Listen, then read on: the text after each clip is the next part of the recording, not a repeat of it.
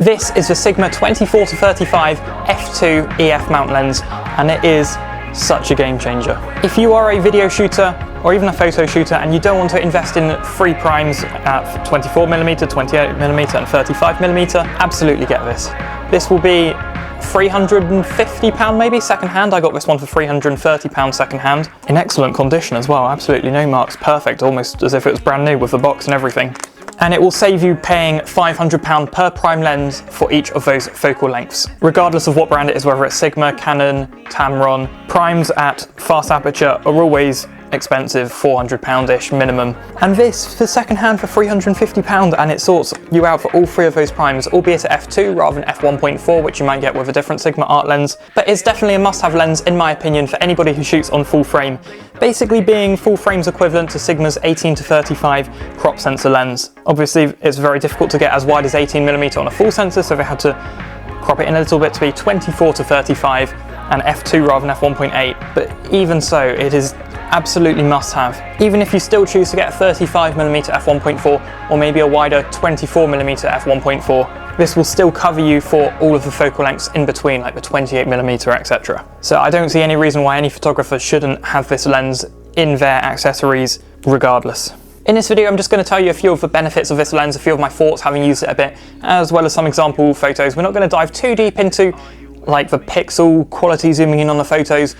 This will be just more of why I recommend this to you and how I think this would benefit your photography and who this would be best for, more than an absolutely in-depth review of the glass and elements of this lens, etc.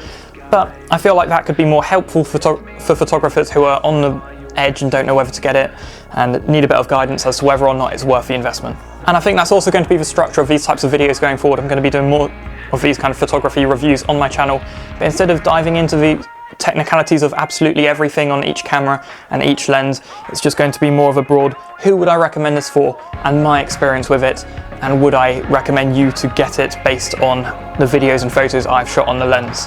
And based on my experience with this so far, it is definitely positive.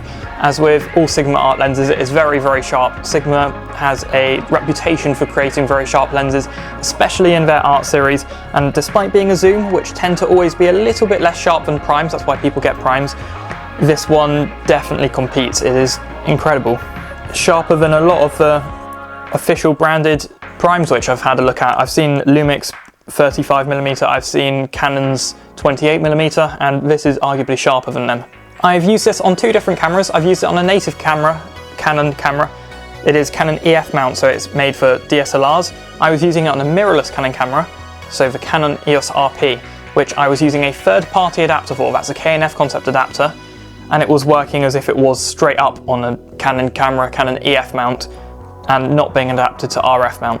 You will now have the opportunity to see some of my example videos from the gym and from the beach and from the garden, using this lens on the Canon EOS RP, and then some of the photos I've shot on it as well. That's on the Canon EOS RP setup, K&F concept EF to RF adapter with the Sigma 24-35.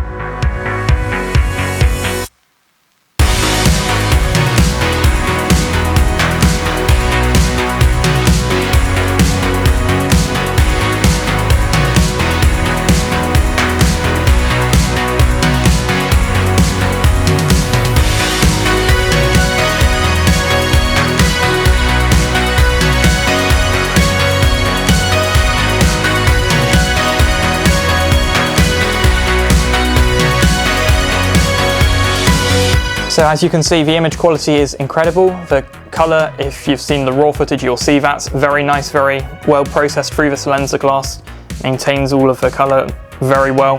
Sharpness is incredible, despite it only being shot in 1080p, the video from the RP. And the photos, even better.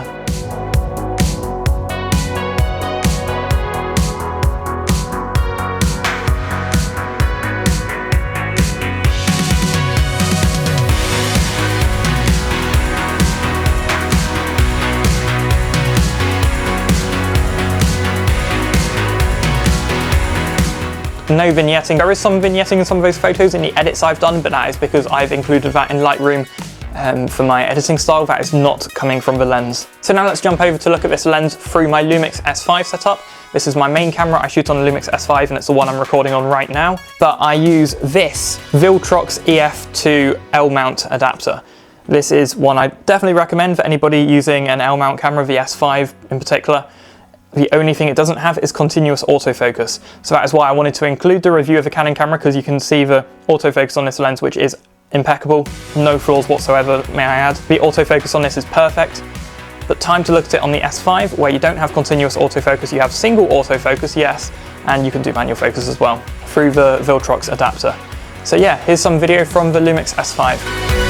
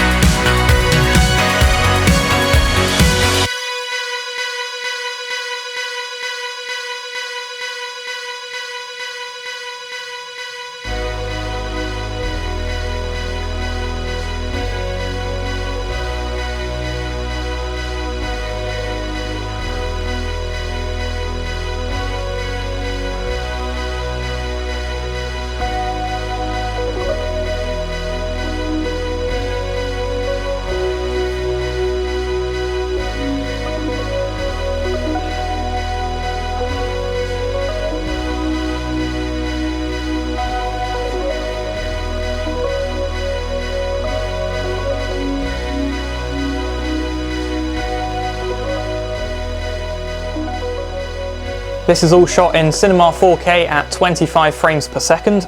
I've recently started doing that, shooting in Cinema 4K. I'm not really sure why. Maybe it's just for a few more pixels going wide, and also I kind of like the black bars at the top and bottom. I think I was just kind of experimenting with it and just stuck with it, to be honest. But yeah, Cinema 4K and exceptionally sharp. Obviously this is 4K compared to earliest 1080p, so it's always going to look sharper because it's high resolution. But yeah, this lens preserves all the details. Some of the shots in the gym were particularly impressive. I was very proud of shooting at f2, the maximum aperture possible on this lens. It's very good for those kind of wide shots where you still want to use a fast aperture to blur out maybe the lights in the background and get a bit of bokeh, whilst also still getting the wide angle look on your footage, which is especially applicable to shoots like in the gym when you want that fast-paced action video rather than using a zoomed in, calmer, portraiture type lens. So you can see some of the photos now as well. I've also got some shots from the beach, so you can see how this performs for landscape photos and videos.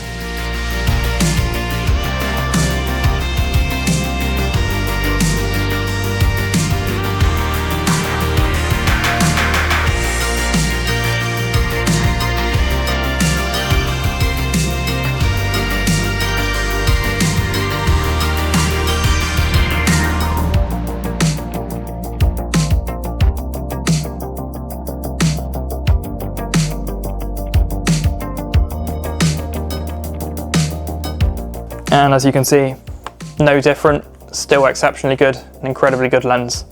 Now, one thing to note about this lens, of course, you know the focal length, 24 to 35. I'm just gonna let you know, or remind you, that this is a wide angle lens.